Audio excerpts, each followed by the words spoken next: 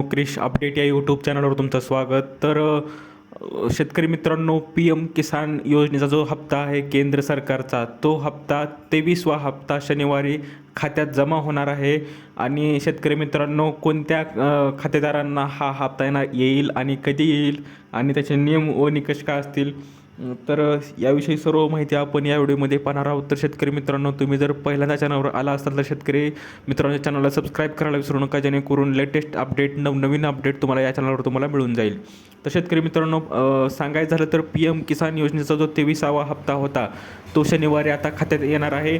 आणि प्रधानमंत्री शेतकरी सन्मान निधी पी एम किसान योजनेचा 23वा हप्ता शनिवारी 20 तारखेला शेतकऱ्यांच्या बँक खात्यात जमा होणार आहे. आणि पश्चिम बंगालमधील हुगळी जिल्ह्यातील तारकेश्वर येथे होणाऱ्या एका शेतकरी मेळाव्यात पंतप्रधान नरेंद्र मोदी यांच्या हस्ते एप्रिल 2026 ते जुलै 2026 अशा 4 हप्त्याचे शेतकऱ्यांच्या बँक खात्यात थेट वितरण होणार आहे. आणि त्यानिमित्ताने केंद्र शासनाने 20 जून हा दिवस देशभर पी एम किसान उत्सव दिन म्हणून साजरा करण्याचा निर्णय घेतला आहे. या सोहळ्याचे थेट प्रक्षेपण जे वेबसाईटवर लिंक दिले आहे ते होणार आहे. तत्पूर्वी शेतकऱ्यांना गावातील नागरी किंवा सुविधा केंद्रावरून CSC प्रक्षेपण बघता येईल. तर शेतकरी मित्रांनो, कोणत्या शेतकऱ्यांना हे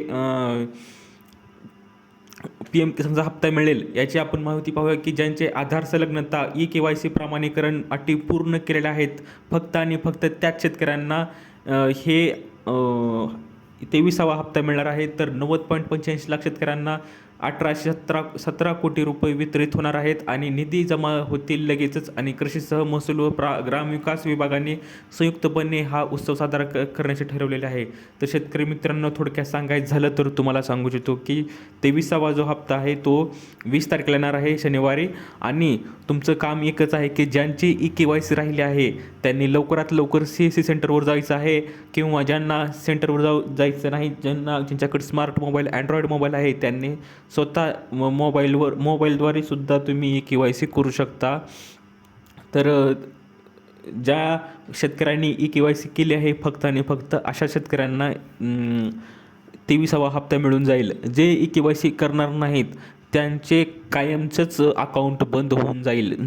जर तुम्ही 20 तारखेनंतर जर KYC केली तर तुम्हाला नंतर ही पैसे मिळणार नाहीत. तर शेतकरी मित्रांनो, लवकरात लवकर KYC करून घ्या आणि 23वा हप्ता लवकरात लवकर शनिवारी आपल्याला अकाउंटवर तुमच्या मिळून जाईल.